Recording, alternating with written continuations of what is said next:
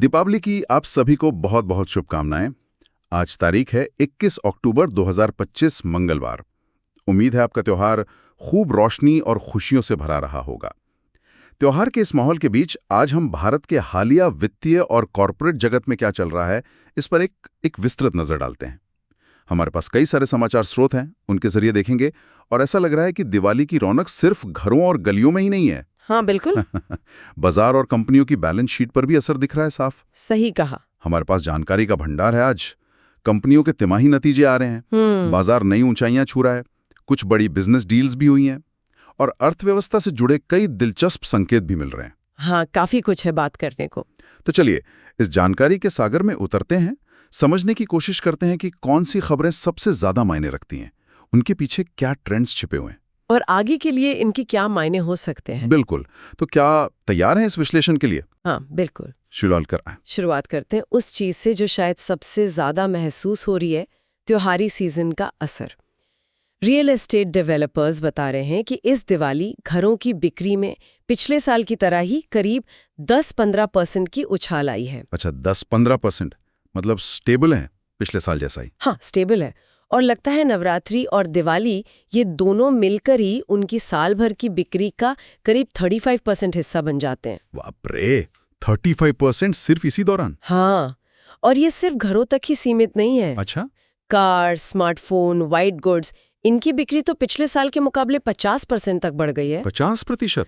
ये तो बहुत ज्यादा है। हाँ, 50%। ये तो एक दशक में सबसे तेज ग्रोथ बताई जा रही है।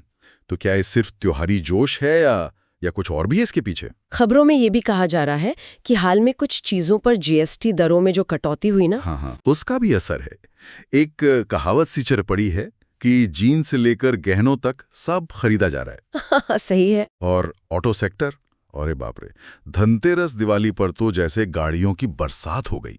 मारुति, टाटा मोटर्स, हुंडई सब ने रिकॉर्ड बिक्री की है। बिल्कुल, ये आंकड़े साफ तौर पर दिखाते हैं कि कंज्यूमर कॉन्फिडेंस बढ़ा है, लोग खर्च करने को तैयार हैं, जो अर्थव्यवस्था के लिए एक अच्छा संकेत है निश्चित रूप से। हाँ। और आपने जीएसटी कटौती की बात की। हाँ। उसका असर जो संगठित कपड़ों के रिटेलर्स हैं, मतलब बड़े ब्रांड्स जी, उन पर भी दिख रहा है। हाँ। अनुमान है कि ये जो जीएसटी रैशनलाइजेशन हुआ, मतलब दरों को ठीक किया गया, उससे इस फाइनेंशियल ईयर में उनके रेवेन्यू में करीब 200 बेसिस पॉइंट्स की बढ़ोतरी हो सकती है। 200 बेसिस पॉइंट्स? हाँ, तो मतलब टॉप लाइन ग्रोथ वही 13-14% के आसपास स्थिर रह सकती है, जो काफी ठीक है, काफी स्वस्थ है।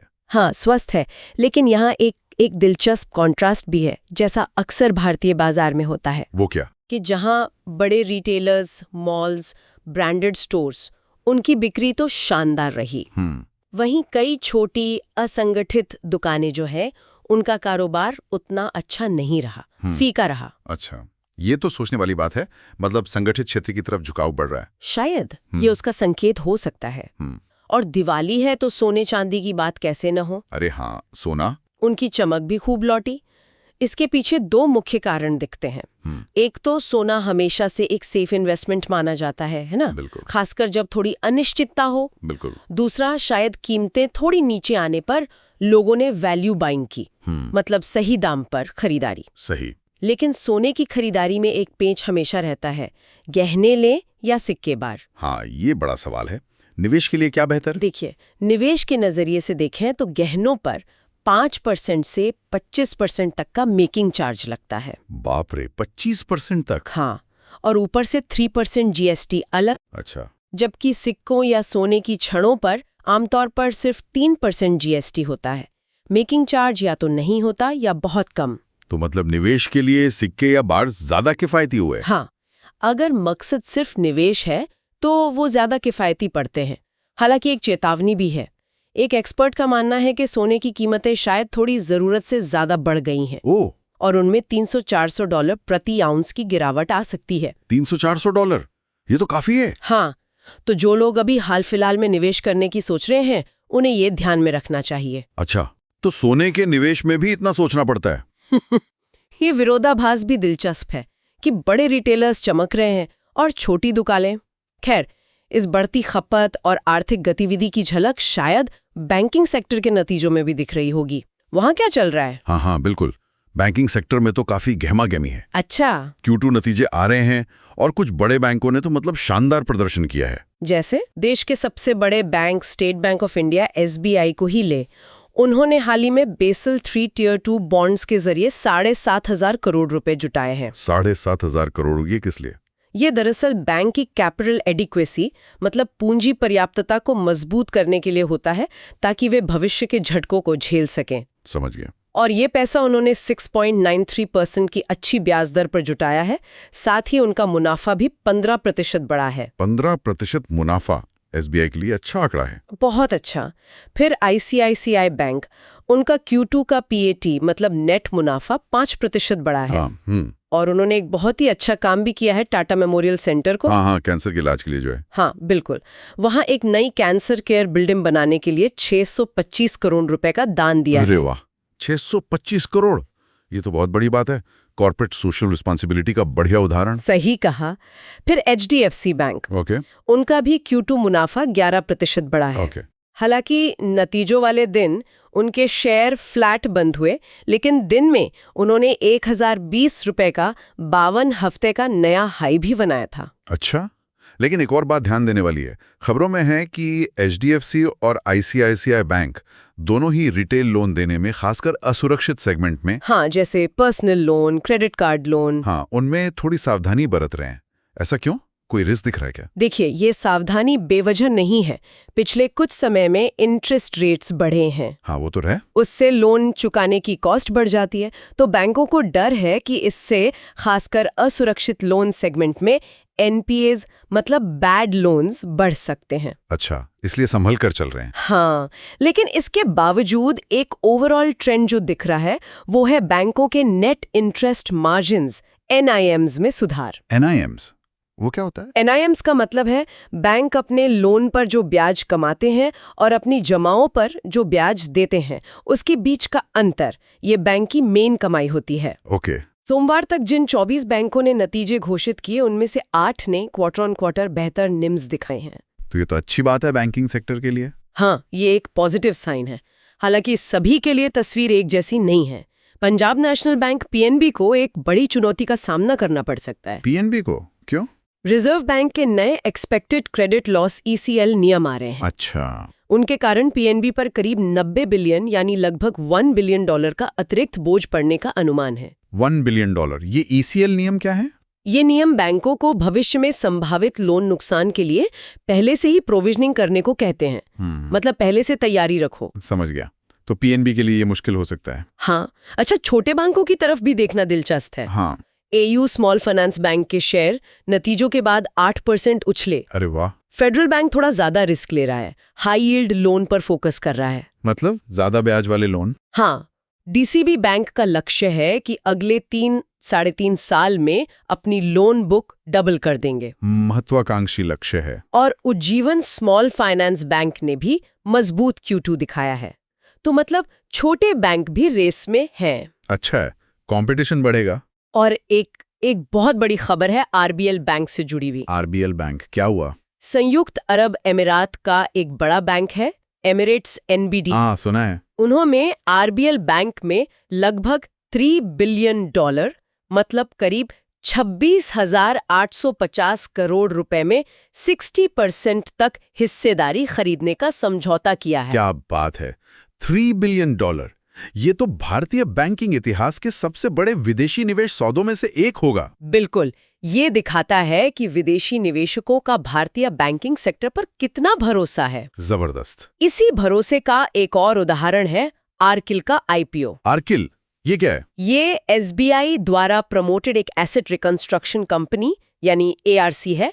ARC का काम होता है बैंकों से उनके डूबे हुए कर्ज मतलब NPS खरीदना और उनसे वसूली करना। अच्छा, बैड बैंक जैसा कुछ। हाँ, कुछ वैसा ही। तो ARCIL को अब शेयर बाजार में लिस्ट होने के लिए सेबी से मंजूरी मिल गई है। तो ये लिस्ट होने वाली देश की पहली ARC बनेगी। हाँ, ये सब मिलाकर देखें तो ग्लोबल इन्वेस्टर्स भारतीय फाइनेंशियल सेक्टर में काफी रुचि दिखा रहे हैं। इस साल अब तक करीब $15 बिलियन का फॉरेन इन्वेस्टमेंट इस सेक्टर में आ चुका है।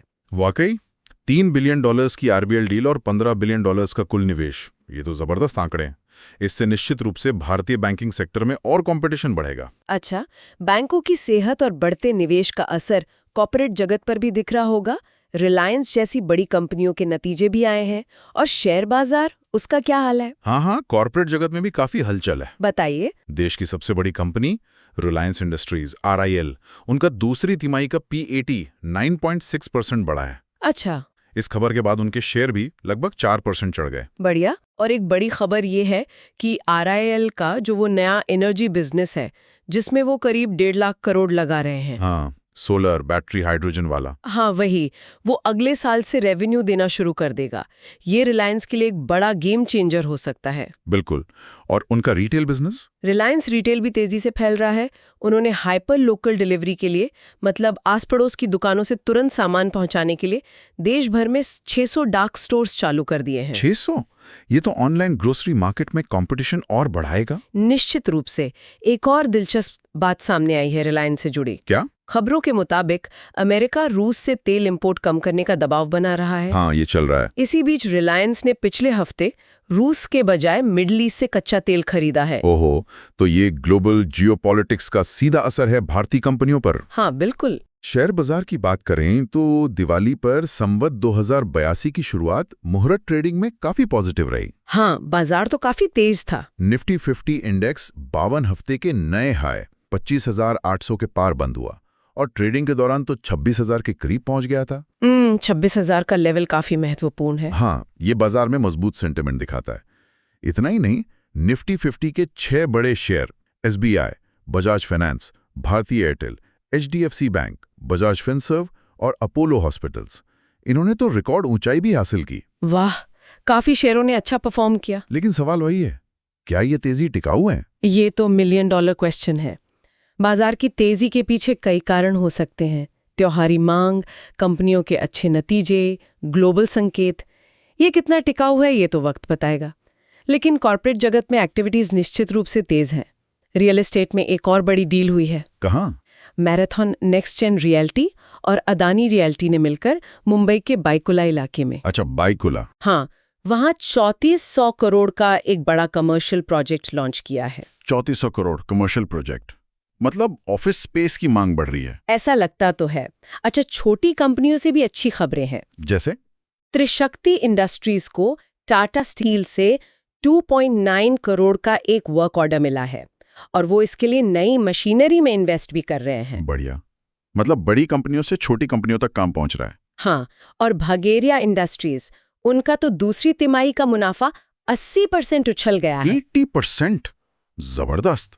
फार्मा सेक्टर में डॉक्टर रेड्डीज की श्रीकाकुलम फैसिलिटी है, आंध्र प्रदेश में। हाँ, उसे US FDA से voluntary action indicated VAI status मिला है। VAI ये क्या होता है? अच्छा है या बुरा? इसका मतलब है कि निरीक्षण में कुछ मामूली कमियां मिली जिन्हें कंपनी खुद ठीक कर सकती है। ये कोई बहुत गंभीर बात नहीं मानी जाती, लेकिन हाँ, कंपनियों को अमेरिकी बाजार के लिए स्टैंडर्ड्स तो फॉलो करने ही होते हैं। ओके। अब बात करते हैं IT सेक्टर की।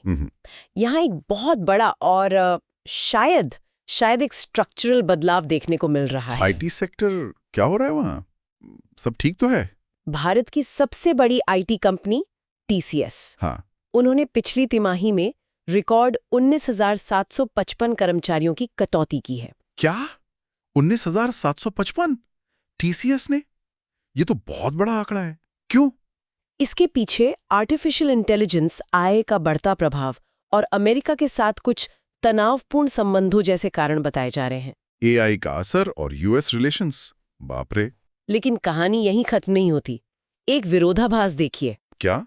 जहां TCS ने इतनी बड़ी कटौती की, वहीं टॉप 5 दूसरी IT कंपनियां हैं ना, जैसे इन्फोसिस, विप्रो, HCL टेक, हाँ, उन्होंने इसी दौरान कुल मिलाकर 20,000 से ज्यादा कर्मचारी जोड़े हैं। क्या? TCS ने घटाए और बाकियों ने जोड़े? तो हो क्या रहा है ये? कुछ एक्सपर्ट्स इसे IT के पारंपरिक पिरामिड मॉडल से बदलाव का संकेत मान रहे हैं, पिरामिड मॉडल? जो कोडिंग, टेस्टिंग जैसा काम करते हैं। कहा जा रहा है कि AI शायद इस निचले लेवल के काम को संभाल सकता है। ओह, इसलिए कंपनियां अब एक एग यानी अंडे जैसे स्ट्रक्चर की ओर बढ़ रही हैं, जहां बीच वाले और सीनियर लेवल के एक्सपर्ट ज्यादा होंगे जो एआई टूल्स का इस्तेमाल करके काम करेंगे। एक स्ट्रक्चर ये तो सचमुच सोचने पर मजबूर करता है। रिकॉर्ड कटौती एक तरफ और बाकी कंपनियों में भर्ती दूसरी तरफ। लेकिन इस एक स्ट्रक्चर का मतलब क्या है उन हजारों फ्रेशर्स के लिए जो हर साल आईटी इंडस्ट्री ज्वाइन करने का सपना देखते हैं? क्या उनके लिए मौके कम हो जाएंगे? ये एक बड़ा सवाल है। ये बिल्कुल वाजिब सवाल है और शायद आने वाले समय में आईटी हायरिंग पैटर्न में हमें बड़े बदलाव देखने को मिले। अच्छा, अब स्टील सेक्टर की बात करें तो जेएसडब्ल्यू स्टील को उम्मीद है कि दिसंबर तक स्टील की कीमतों में सुधार आएगा। ओहो, मांग बढ़ रही है। अच्छा, उनका Q2 मुनाफा भी बढ़ा है। उनके सीईओ ने एक महत्वपूर्ण बात कही है। क्या? उन्होंने सरकार से स्टील डंपिंग रोकने के लिए सेफगार्ड ड्यूटी पर फिर से विचार करने को कहा है। Steel dumping? हाँ, मतलब दूसरे देशों का सस्ता स्टील? हाँ, जो भारत में आकर बिकता है। उनका कहना है कि इससे घरेलू कंपनियों को नुकसान होता है। बात तो सही है। वहीं वेदांता समूह की कंपनी हिंदुस्तान जिंक वो चांदी का उत्पादन करीब 30% बढ़ाने की योजना बना रही है। 30%? हाँ, क्यों? उन्हें उम्मीद है कि चांदी की कीमतें $50 से $55 प्रति औंस तक जा सकती हैं। 50 से $55? हाँ, अभी कितनी है? अभी तो इससे काफी कम है, तो ये कमोडिटी बाजार में भी हलचल का संकेत है। स्टील की कीमतों से लेकर चांदी के उत्पादन तक वाकई भारतीय अर्थव्यवस्था में कई परतें हैं। चलिए अब कुछ और अलग अलग लेकिन दिलचस्प खबरों पर भी एक नजर डाल लेते हैं जो शायद बड़ी तस्वीर का हिस्सा हैं। हाँ, बिल्कुल। जैसे मारुति सुजुकी ने अपनी नई एसयूवी विक्टोरियस के टॉप वेरिएंट्स की कीमत 15,000 रुपए बढ़ा दी है। अच्छा, शायद लागत बढ़ रही होगी। हाँ, हो सकता है। दूसरी तरफ अगस्त में कोयला आयात हुआ कम हुआ है, घटकर 20.58 मिलियन टन रहा। क्या ये घरेलू उत्पादन बढ़ने का संकेत है?